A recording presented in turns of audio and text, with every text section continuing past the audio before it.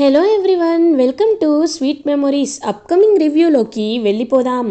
జగదాత్రి కేదార్ ఒక పక్కా ప్లాన్ వేసుకొని రాగిణిని ఎలా అయినా ఇంటికి తీసుకురావాలి అంటే ఉన్న ప్రజెంట్ పని మనిషి మానేయాలి అంటే నిషికాతో గొడవ పెట్టుకోవాలి అని ఉన్న ఎగ్జిస్టింగ్ పని మనిషి రాధా ఎవరైతే ఉంటారో ఆవిడికి డబ్బులు ఇచ్చి ఒక ప్లాన్ చెప్తారు. జగదాత్రి చెప్పిన ప్లాన్ ప్రకారమే కావాలనే నిషికాతో గొడవ పెట్టుకుంటుంది పని మనిషి రాధా. సో నిషికాకి కోపం బాగా ఎక్కువ కాబట్టి ఇంకా తన్ని కొట్టేసరికి ఆవిడేమో మిగతా పని మనుషుల అసోసియేషన్ అందరినీ తీసుకొచ్చి పెద్ద ధర్నా చేస్తుంది. అయినా ఇంట్లో పని వాళ్ళంటే మీ కింద బానిసలు అనుకుంటున్నారా? కొట్టాను నేను కాదు కదా, ఈ అసోసియేషన్లో ఒక్కరు కూడా మీకు పని చెయ్యనివ్వను అని చెప్పి ధర్నా చేసి అక్కడి నుండి వెళ్ళిపోతారు. నిషిక గడగడ వణికిపోతుంటే వైజయంతి, చూసావా అమ్మి, ఇదంతా నీ వల్లే జరిగింది, అయినా నీకెందుకు చెప్పు అని చెప్పి చాలా ఇరిటేటింగ్గా ఫీల్ అవుతూ ఉంటే అప్పుడే జగదాత్రి, మీరేమీ అనుకోకపోతే నాకు తెలిసిన పని మనిషి ఒకరున్నారు, వారిని పిలిపిస్తాను అని అంటారు. నీకు తెలిసిన పని మనిషి ఎవరు అని అంటారు. అదే మా స్కూల్కి నిన్నే వచ్చారు పని కావాలని, ఆమెని పిలిపిస్తానని చెప్పేసరికి సరే జగదాత్రి తన్ని పిలిపించు అని అంటారు కౌశికి. సో అలా ఆ పని మనిషిగా రాగిణిని మాస్క్ పెట్టుకొని తీసుకొని వస్తారు. ఈవిని ఎక్కడో చూసినట్టుందే అనుకుంటుంది నిషిక. లేదు, ఈవిని నువ్వెక్కడా చూసే అవకాశం లేదు నిషిక. సరే ఏవండి, మీరు ఇంట్లో హ్యాపీగా పనిచేయాలి అని అంటారు. కానీ ఒక కండిషన్ అని అంటారు రాగిణి. అత్తయ్య నేను చెప్పినట్టే చెప్పండి అని అంటుంది చెవి దగ్గర జగదాత్రి. ఏంటా కండిషన్ అని అంటారు. ఆ కండిషన్ ఏంటి అంటే ఇంకా అలా నిషిక వైపు చూస్తూ, చూడండమ్మా, నేను చెప్పిన పని చేస్తాను, అలా అని నాపై అజమాయిషీ చెలాయించాలి అంటే అస్సలు ఊరుకోను. నా మాస్క్ తీయాలని కూడా ఎవ్వరికి నేను చెప్పను, నా మాస్క్ ఇలాగే ఉంటుంది అని కొన్ని కండిషన్స్ పెడతారు. సరే నువ్వు పెద్ద మహారాణి, నువ్వు కండిషన్స్ నీ ఇష్టం వచ్చించేసుకో అని నిషిక అక్కడి నుండి వెళ్ళిపోతుంది. ఇంక జగదాత్రి వాళ్ళు, అమ్మయ్య అత్తయ్య మేము చెప్పినట్టే కరెక్ట్గా చేశారు, థ్యాంక్ యూ సో మచ్ అత్తయ్య అని ఇంకా అలా జగదాత్రి కేదార్ తను పని మనిషిగా ఉన్నందుకు ఎంతో హ్యాపీగా ఫీల్ అవుతారు. ఇది ఇలా ఉండగా మీనన్ అటు ఇటు తిరుగుతూ ఆలోచిస్తూ ఉంటారు. బాయ్, ఏం ఆలోచిస్తున్నారు బాయ్ అని అడుగుతారు. అది ఏంటో తెలుసా, ఈ సీడీ గురించి ఆలోచిస్తున్నాను రా. ఆ రాగిని పైకి పోయింది, ఆ రాగిని సీడీ ఎక్కడ పెట్టిందో తెలీదు, ఏం చేస్తుందో తెలీదు. ఇప్పుడు ఆ సీడీ నాకు దొరకకపోతే నేను అయిపోయినట్టే, అందుకే ఏం చేయాలో అర్థం కావటం లేదు అని ఆలోచిస్తూ ఉంటారు.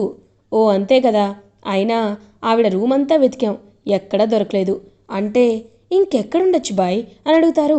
నాకు అదే అర్థం కావట్లేదురా, ఎక్కడ పెట్టింది అది? రేఖ, ఒకవేళ రేఖ దగ్గర ఏమైనా ఉంటుందా అని అంటారు. లేదు బాయ్, ఉంటే ఆ రోజే చెప్పేది కదా అని అంటారు. అదే ఆలోచిస్తున్నాను, ఒకవేళ ఆ జగదాత్రి వాళ్ళమ్మ కావ్య రూమ్లో ఏదైనా ఉందా, ఆ విషయం మనం తెలుసుకోవాలనే లోపు ఇదంతా డ్రాగన్ వింటూ ఉంటుంది. మేడము వీళ్ళేం మాట్లాడుకున్నా చెప్పమన్నారు, అందుకే ఈ విషయం చెప్పాలి అని వెంటనే ఇంకా అలా ఫోన్ చేస్తుంది. హలో డ్రాగన్ అని అంటుంది. మేడం, ఈ దుర్మార్గుడు ఏదో విషయం మాట్లాడుకుంటున్నారు మేడం, ఏదో సీడీ అంట, ఎవరో రేఖ అంట, రేఖని కిడ్నాప్ చేద్దామా వద్దా అని ఆలోచిస్తున్నారు మేడం అని అంటారు. ఒక్కసారిగా జేడీకేడి ఇద్దరు షాక్లో ఉండిపోతారు. ఏంటి, రేఖని కిడ్నాప్ చేస్తాడా?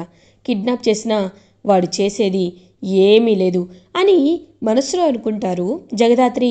మేడం, అది మాత్రమే కాదు, నాకెందుకో వీడి గురించి భయంగా ఉంది మేడం, కిడ్నాప్లు మర్డర్లు అంటున్నాడు, సీడీలు అంటున్నాడు, వీడెందుకో బయటికి వెళ్తాడనిపిస్తుంది మేడం అని అంటారు.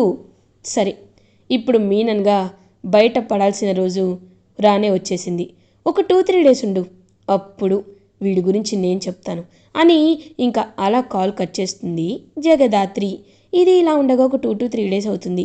అప్పుడే కరెక్ట్గా జగదాత్రి కేదారిద్దరూ రాగిణి దగ్గరికి వస్తారు. వచ్చి, హలో అమ్మ, అత్తయ్య, మీతో ఒక ముఖ్యమైన విషయం మాట్లాడాలని అంటారు. ఏంటో చెప్పమ్మా జగదాత్రి అంటారు. మీరు మీనన్కి కాల్ చేయాలి అత్తయ్య అంటారు. ఏంటి, మీనన్కి కాల్ చేయాలా? నువ్వే కదమ్మా వాడికి తెలియకుండా నన్ను ఇక్కడ దాచిపెట్టావు, అలాంటిది ఇప్పుడు నేను మీనన్కి కాల్ చేయాలా అని అంటారు. అవునత్తయ్య, మీనన్ ఎంతసేపు ఉన్నా బయట పడటం లేదు, వాడు మారు వేషంలో ఉన్నాడు, వాడు మీనన్నేనని ప్రపంచం అంతా తెలియాలి అంటే మీరు మాకు హెల్ప్ చేయాలత్తయ్య అని అంటారు. చెప్పాను కదమ్మా జగదాత్రి, నీకోసం నేను ప్రాణాలైనా ఇస్తాను, అలాంటిది హెల్ప్ చేయలేనా? ఖచ్చితంగా చేస్తాను, చెప్పమ్మా ఏం చేయాలని అడుగుతారు. అత్తయ్య అది అని చెప్పి ఒక ఐడియా చెప్తారు. సరే అమ్మా నేను ఇప్పుడే చెప్తానని ఇంక వెంటనే రాగిణినే అలా మీనన్కైతే కాల్ చేస్తుంది. ఇది ఇలా ఉండగా మీనన్ ఇంకా అలా అటు ఇటు తిరుగుతూ ఆలోచిస్తూ ఉంటే, హలో కర్రీ ఏం చేయాలి అని అడుగుతుంది డ్రాగన్. నీ తలకాయ చేయనంటారు. నా తలకాయ చేస్తే ఎవడు వండుతాడురా పిచ్చోడా అని అంటారు. ఓ నీ ఇష్టం వచ్చింది చేసుకోపా అని ఇంక పంపించేస్తాడు. అప్పుడే కరెక్ట్గా మీనన్కి ఫోన్ కాల్ వస్తుంది. హలో మీనన్, నేను రాగిణిని అని అంటారు. ఒక్కసారిగా మీనన్ షాక్ అయిపోతాడు. ఏంటి రాగిణియా? హో ఏంటి జేడి ట్రిక్స్ ప్లే చేస్తున్నావా? నువ్వు రాగినివా? రాగిని చచ్చింది కదా అని అంటారు. చూడు మీనన్, నేను బ్రతికే ఉన్నాను, కానీ నా కుటుంబానికి దూరంగా ఉన్నాను. ఎందుకంటే నీ గురించి నాకు తెలుసు. నా భర్త ఎలా అయితే చనిపోయాడో నా కుటుంబం కూడా అలాగే చనిపోవాలని నేను కోరుకోను కదా. కాబట్టి నేను నీకు ఆ పెన్ డ్రైవ్ సీడీ ఇచ్చేయాలనుకుంటున్నాను అని అంటుంది రాగిని. ఓ మంచి డెసిషనే తీసుకున్నావు. మరి నీకు ఈ విషయాలు ఎవరు చెప్పారు అని అడుగుతారు. ఎందుకు, మా అన్నయ్య చెప్పాడు. కానీ మా అన్నయ్య నేను బ్రతికాననే విషయాన్ని రేఖతో చెప్పడానికి సంకోచిస్తున్నారు.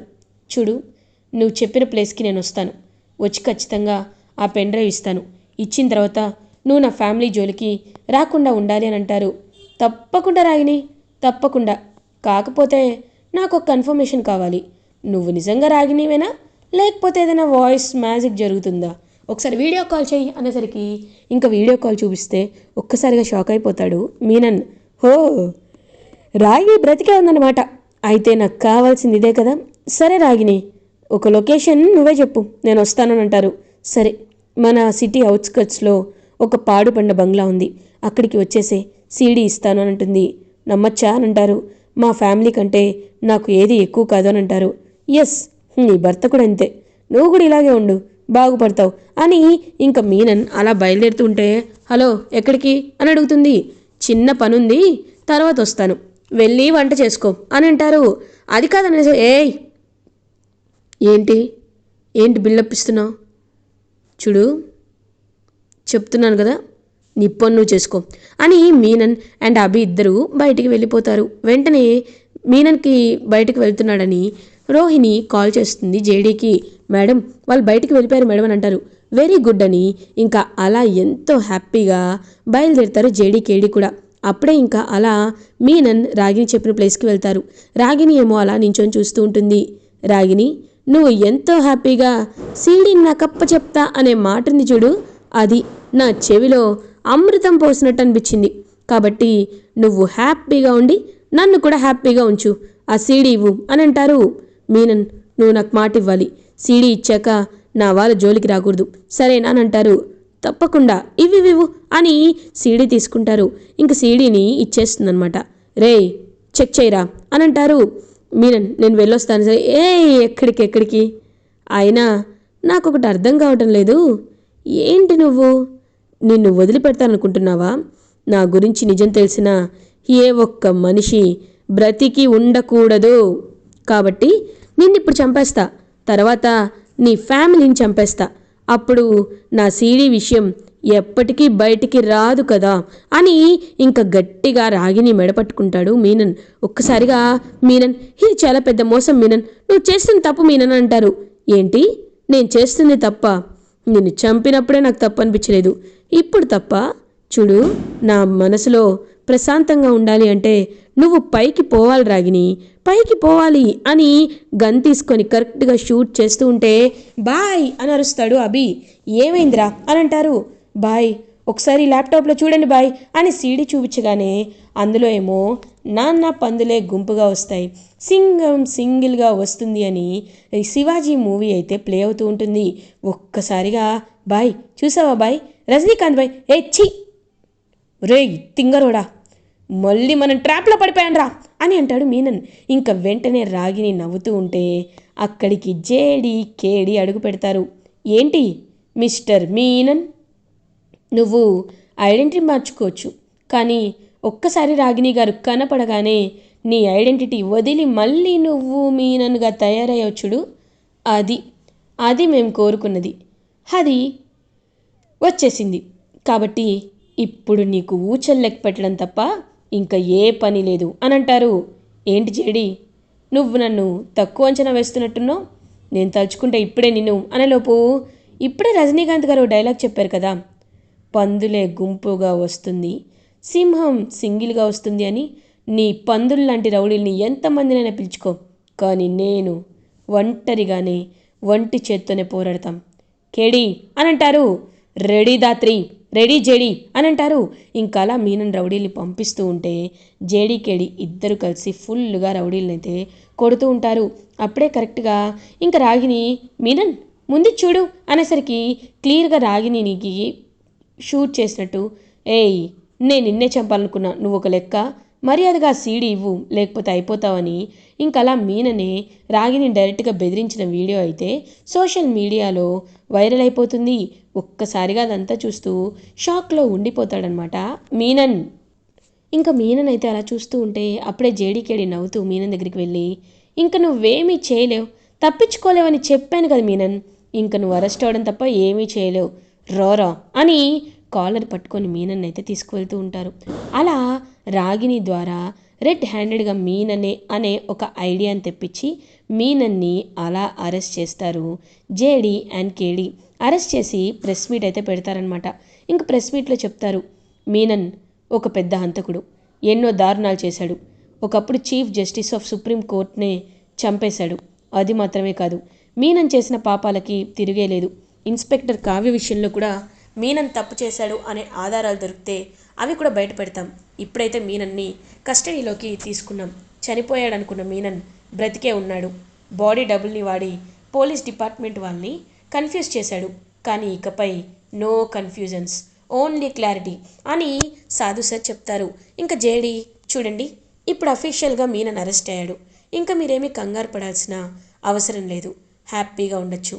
ఎవరైనా మీనన్ పేరు చెప్పుకొని డబ్బులు ఇవ్వమని బెదిరిస్తే మీరు డైరెక్ట్గా మాకు కాల్ చేయండి, ఇకపై మీకు ఎలాంటి బెదిరింపులు రావు అని ధైర్యం చెప్తారు జేడీఎన్ కేడీ. మీలాంటి ఒక సిన్సియర్ పోలీస్ ఆఫీసర్ ఉండడం వల్లే మేము ఇంత ప్రశాంతంగా ఉంటున్నాం మేడం అని ఎంతో హ్యాపీగా జర్నలిస్టులందరూ క్లాప్స్ కొడతారు. అప్పుడే అక్కడ ఉన్న సురేష్ కూడా హ్యాపీగా ఫీల్ అవుతారు. అమ్మ జగదాత్రి, నిజంగా చాలా అంటే చాలా హ్యాపీగా ఉందమ్మా అని ఎంతో హ్యాపీగా అప్రిషియేట్ చేస్తారు. కానీ మీరు ఒక విషయం గమనించాలి మా అన్నయ్య, కౌశికి వదిన ఎంతో బాధపడుతున్నారు. మీరిద్దరూ ఎప్పుడు హ్యాపీగా ఉంటారు కదా, అలాంటప్పుడు మీరు కొంచెం కీర్తితో వదినతో టైం స్పెండ్ చేయొచ్చు కదా అని అంటారు. తప్పకుండా అమ్మ, రేపు వాళ్ళిద్దరినీ నేనే గుడికి తీసుకువెళ్తాను అని ఇంకా అలా పాపం హ్యాపీగా కౌశికి దగ్గరికి వస్తారు సురేష్. వచ్చి కౌశికి, మనిద్దరం టెంపుల్కి వెళ్దామా, వెళ్ళి చాలా రోజులైంది కదా, కీర్తిని కూడా తీసుకువెళ్దామని ఇంకలా కౌశికితో ఎంతో హ్యాపీగా తన టైంని అయితే స్పెండ్ చేస్తారు సురేష్. అదంతా చూస్తూ జగదాత్రి కేదార్ చాలా హ్యాపీగా ఫీల్ అవుతారు. మీనాని అరెస్ట్ చేశారంట జేడి, చాలా హ్యాపీగా ఉంది అని ఇంకా జగదాత్రితో కౌశికి షేర్ చేసుకుంటుంది. అందుకే నేను మీకు ఒక సర్ప్రైజ్ని ఇవ్వాలనుకుంటున్నాను జగదాత్రి, కేదార్. మీరిద్దరూ పనులు చేసుకొని చాలా అలసిపోయారు, కాబట్టి మీ ఇద్దరిని మేము హనీమూన్కి పంపించాలనుకుంటున్నాం అని అనేసరికి ఇంకా జగదాత్రికి ఇద్దరు ఒకరినొకరు చూసుకుంటారు. నిషిక యువరాజ్ చాలా ఇరిటేటింగ్గా ఫీల్ అవుతారు. ఏ అక్క, వాళ్ళు మాత్రమే నీకు న్యూలీ మ్యారీడ్ కపులా, మేము కాదా అని అంటారు. ఎందుకంత కంగారు పడుతున్నావు, నేను అదే చెప్తున్నాను, ఇదిగో మీకు మీకు ఇద్దరికి ఒకే చోట అని ఇంకా స్విట్జర్లాండ్ టికెట్స్ అయితే ఇస్తారు. ఒక్కసారిగా ఇంకా యువరాజ్ నో, వాళ్ళతో కలిసి నేను వెళ్ళను అనేసరికి నిషిక అక్క నువ్వేం కంగారు పడద్దు యువరాజ్, ఒక్క నిమిషం ఆగు, వదిన మేము వాళ్ళతో కలిసే వెళ్తాం, వాళ్ళతో పాటే ఉంటామని అంటారు. ఒక్కసారిగా ఇంకా అలా షాక్లో ఉండిపోతుంది తనైతే. ఏంటి ఇలా మాట్లాడుతున్నావు అని అడుగుతాడు యువరాజ్. యువరాజ్, మనకి మంచి టైం, ఆ జగదాత్రి కేదార్లని ఏదో ఒకటి చేసి పైకి పంపించేసావనుకో, ఈ ఆస్తికి నువ్వే వారసుడు అవుతావు, అర్థమైందా అని ఇంకా అలా అక్కడి నుండి అయితే వెళ్ళిపోతారనమాట.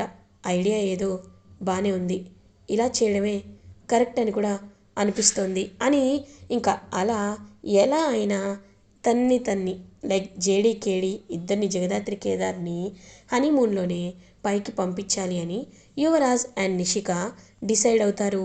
ఇంకా అలా లగేజ్ ప్యాక్ చేసుకుంటూ ఉంటారు జగదాత్రి అండ్ కేదార్. ఇలా ఎపిసోడ్ ఎండ్ అవుతుంది. ఫర్దర్ ఎపిసోడ్ రివ్యూస్ ముందుగా మీకు కావాలి అనుకుంటే మా ఛానల్ని సబ్స్క్రైబ్ చేసుకోండి. Thanks for watching.